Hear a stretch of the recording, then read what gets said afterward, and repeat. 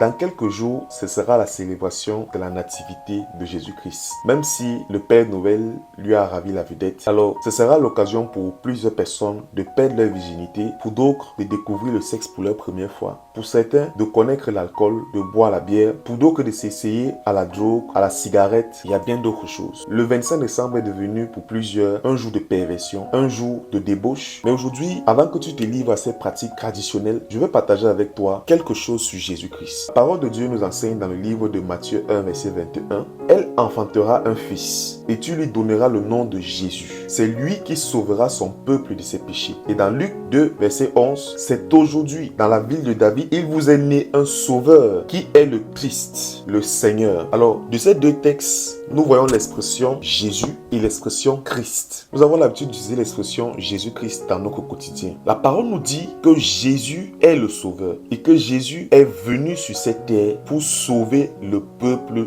du péché. Alors concrètement, si Jésus est venu pour sauver le peuple du péché, alors quelles sont les conséquences du péché? Si Jésus est né pour le péché, cela veut dire que le péché est quelque chose de tellement grave au point où Dieu a jugé qu'il était utile que son fils vienne sur cette terre afin de mourir pour le péché. Pendant que tu te prépares à aller pécher, je veux que tu te souviennes que Dieu a estimé que le péché était tellement grave et que ses conséquences étaient tellement graves au point où il fallait qu'il naisse une personne qui s'appelle Jésus afin qu'on soit sauvé du péché. Première chose. Alors concrètement, c'est quoi les conséquences du péché? La Bible dit dans Romains 3, 23 que tous les hommes ont péché et sont privés de la gloire de Dieu. Et la Bible dit dans Romains 6, 23 que le salaire du péché, c'est la mort. Le péché nous prive de la gloire de Dieu et le péché nous conduit à la mort. Cette mort dont on parle aujourd'hui, c'est deux types de mort. La mort spirituelle, qui est une séparation de la présence de Dieu, et la mort physique. Le péché que tu pratiques, cette chose que tu fais, pendant que nous nous préparons pour célébrer cette naissance du Sauveur, ce sera une fête de débauche pour plusieurs, ce sera une occasion de perdition pour plusieurs. Cette chose qu'on appelle le péché, qui est tout simplement le fait de manquer le but, de désobéir au commandement divin, de désobéir à la volonté de Dieu, cette chose est assez grave et cette chose nous conduit à la mort spirituelle, mais aussi à la mort physique. À cause du péché, tu vas mourir physiquement, la mort va s'attaquer aux activités de ta vie. La mort va s'attaquer à ton quotidien. Plusieurs personnes aujourd'hui souffrent dans leur vie. Certaines sont malades. D'autres voient leur vie être un échec qui ne réussit pas. D'autres sont prisonniers. Ce sont les conséquences du péché. L'homme a été créé pour vivre dans la présence de Dieu. L'homme a été créé pour vivre avec Dieu. Le poisson est créé pour vivre dans l'eau. Et lorsque tu retires le poisson de l'eau, le poisson commence à être asphyxié et après le poisson meurt. L'homme, tu as été créé pour être dans la présence de Dieu. Mais à cause du péché et parce que tu es privé de la présence de Dieu,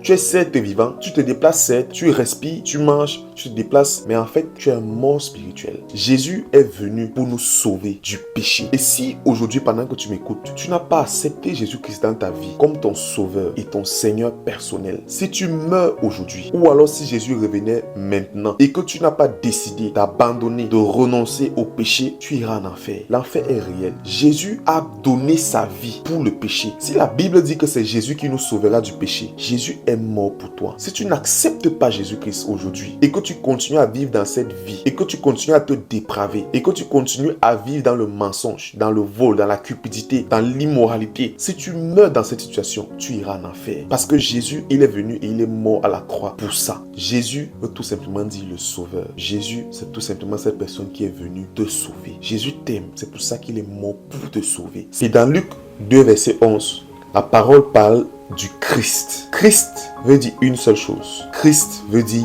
loin. Jésus est loin, loin de Dieu. Quand on parle de loin, on parle de l'onction, on parle de la puissance. Ce péché dans lequel tu es, ce Jésus, par l'onction qui est sur la vie de Jésus, Jésus a la puissance pour briser le péché dans ta vie. Cette chose avec laquelle tu te débats, tu connais ta vie et tu connais ce péché qui a de l'emprise sur ta vie. Jésus est loin et c'est parce qu'il est loin qu'il a la puissance pour briser le péché dans ta vie. Lorsque Jésus partait se baptiser, la parole dit que les hommes, que Jean-Baptiste a dit, voici l'agneau de Dieu qui ôte le péché du monde. Jésus est le seul qui peut ôter cette chose de ta vie que tu sais qu'elle ne vient pas de Dieu, que tu sais qu'elle ne plaît pas à Dieu. Alors aujourd'hui, pendant qu'on célèbre la fête de la nativité, je t'invite à considérer la raison pour laquelle Jésus est mort pour toi. Vas-tu aller te dépraver? Vas-tu aller t'exposer? Vas-tu aller vivre dans la débauche? Vas-tu célébrer cette fête de façon traditionnelle, religieuse comme d'habitude? Ou alors vas-tu rencontrer Jésus-Christ, le Sauveur Sauveur, le Christ. Lorsque les mages ont rencontré Jésus, la parole dit qu'ils se sont prosternés et ils l'ont adoré. Lorsqu'on rencontre Jésus-Christ, on se prosterne et on l'adore. Aujourd'hui, je t'invite à rencontrer Jésus-Christ comme ton Seigneur et ton Sauveur personnel. Parce qu'il est venu pour que tu sois sauvé de tes péchés. Si tu veux accepter Jésus dans ta vie comme ton Seigneur et ton Sauveur personnel, si tu veux mettre fin à cette vie que tu mènes, que tu sais qu'elle ne plaît pas à Dieu, si tu veux mettre fin à la puissance du péché dans ta vie, tu sais que tu es prisonnier, tu sais ce qui te maintient captif. Ne célèbre pas cette fête religieusement. Mets-toi, observe ta vie, fais une introspection et décide maintenant d'accepter Jésus. Laisse-moi un message privé et ensemble nous allons prier. Que Dieu te bénisse. Shalom.